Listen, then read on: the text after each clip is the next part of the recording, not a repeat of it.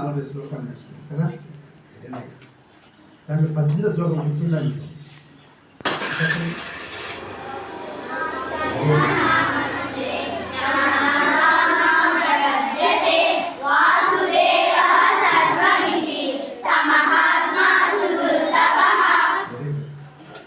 మంచి శ్లోకం ఇది. మనలో జ్ఞానాన్ని పెంచేది, పరమాత్మను దగ్గరగా చేసేది, భగవద్గీత జ్ఞానం మనకు చక్కగా వచ్చేది. బహూనాం జన్మనాం అంతే, అనేక జన్మల తర్వాత ఈ భగవద్గీత పట్టుకునే అదృష్టం మనకు కలిగింది. బహూనాం జన్మనాం అంతే జ్ఞానవాన్ నాం ప్రపంచతే. ఎవరు పట్టుకుంటారు భగవద్గీతని అంటే కృష్ణభక్తుడు ఏం చెప్పాడు? జ్ఞానవాన్, జ్ఞానవంతులే పట్టుకుంటారు. అవునా? అనేక జన్మల తర్వాత ఈరోజు మనం భగవద్గీతను పట్టుకున్నామంటే మనం ఎవరు మనం జ్ఞానవంతులము. ఓకేనా? Intelligence, knowledge. ఓకేనా? మరి ఆ నాలెడ్జ్ జ్ఞానవంతులు ఏం చేయాలి? వాసుదేవ సర్వమితి. ఎవరిని చూసినా ఎక్కడ చూసినా ఆ కృష్ణ పరమాత్ముడే అనుకోవాలి. ఎవరిని చూసినా ఎక్కడ చూసినా ఆ కృష్ణ పరమాత్ముడే అనుకోవాలి. ఎవరైనా అలా ఎవరు అనుకుంటారు? అలా ఎక్కడ చూసినా కృష్ణ పరమాత్ముడని? జ్ఞానవంతులే కదా. మనం అనేక జన్మల తర్వాత ఈ భగవద్గీతను పట్టాం. భగవద్గీత జ్ఞానవంతులే పడతారు. అటువంటి జ్ఞానవంతులు వాసుదేవ సర్వమితి. ఎక్కడ చూసినా ఎవరిని చూసినా ఏ ప్రాణిని చూసినా కృష్ణ భగవానుడే, కృష్ణ పరమాత్ముడే అనుకోవాలి. అయితే సమహాత్మ సుదుర్లభ, అటువంటి వాళ్ళు చాలా అరుదట.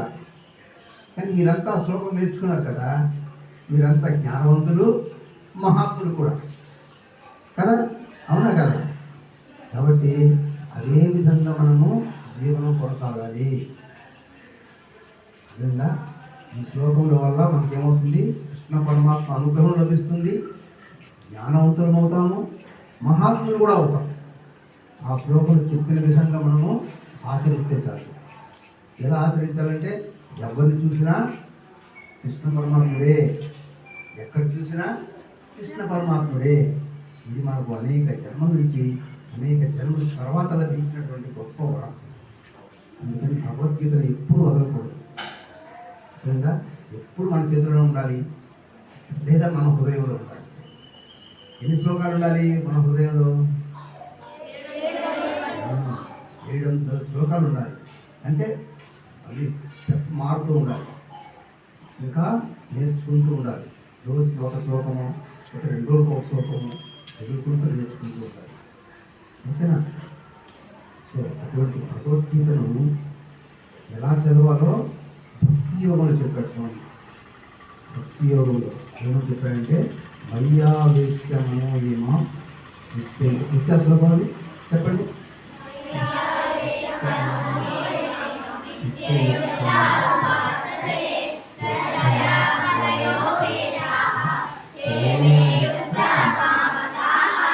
పరమాత్మ దృష్టిలో శ్రేష్టమైన వ్యక్తి ఎవరయ్యా అంటే, శ్రేష్టమైన వ్యక్తి అంటే గొప్ప వ్యక్తి, మంచి వ్యక్తి, బుద్ధిమంతుడు, జ్ఞానవంతుడు, భక్తుడు ఎవరంటే అయ్యావేశ్య మనోయేమ అంటే స్థిరమైన బుద్ధి ఉండాలి.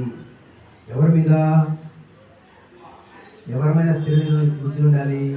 మయ్యావేశ్య అంటే నా మీద, అంటే పరమాత్మ మీద, భగవద్గీత మీద స్థిరమైన బుద్ధి. రోజు కనీసం ఒకటన చదవాలి, అలా చదువుతూ జీవితాన్ని గడపాలి అని స్థిరమైన బుద్ధి ఉండాలి. నిత్యయుక్త ఉపాసతే, ఆ బుద్ధి నిత్యము ఆచరణలో పెట్టాలి. స్థిరమైన బుద్ధి ఉండాలి, నిత్యము భగవద్గీతలో ఒక శ్లోకమైన చదువుతూ ఉండాలి. అర్థమైనా అర్థం కాకపోయినా పరమాత్ముడే అర్థం చెప్తాడు దానికి. ఓకేనా?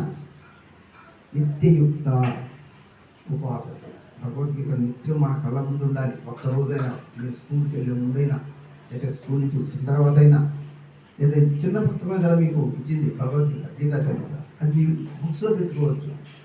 గుర్తొచ్చినప్పుడు ఒక శ్లోకం చదువుకోవచ్చు. ఎంత టైం పడుతుంది? 1 నిమిషం పడుతుంది. గుర్తు చేసుకుంటూ ఇంకా కొత్త శ్లోకాలు నేర్చుకుంటూ ఉండొచ్చు కదా. సో అట్లా నిత్యయుక్త ఉపవాసతే. మరి దాని మీద శ్రద్ధ ఎలా ఉండాలంటే పరమ శ్రద్ధ. శ్రద్ధయో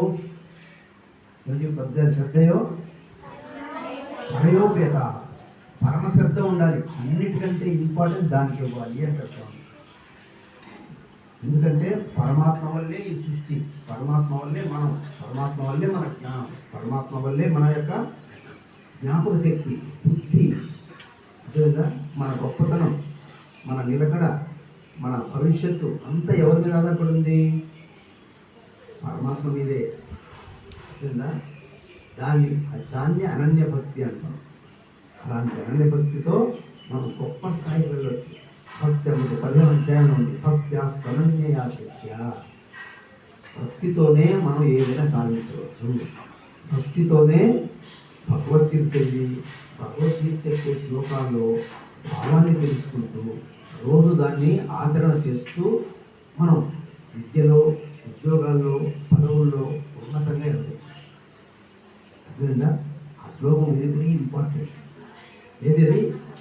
మయ్యావేశ్య నమోమేమ నిత్యయుక్త ఉపవాస శ్రద్ధయా పరయోపేత.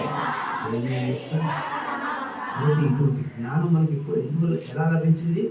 బహూనాం జన్మనాం అంటే అనేక జన్మల తర్వాత లభించింది. ఇది భారతీయులకు ఒక వరం. తెలిసిందా?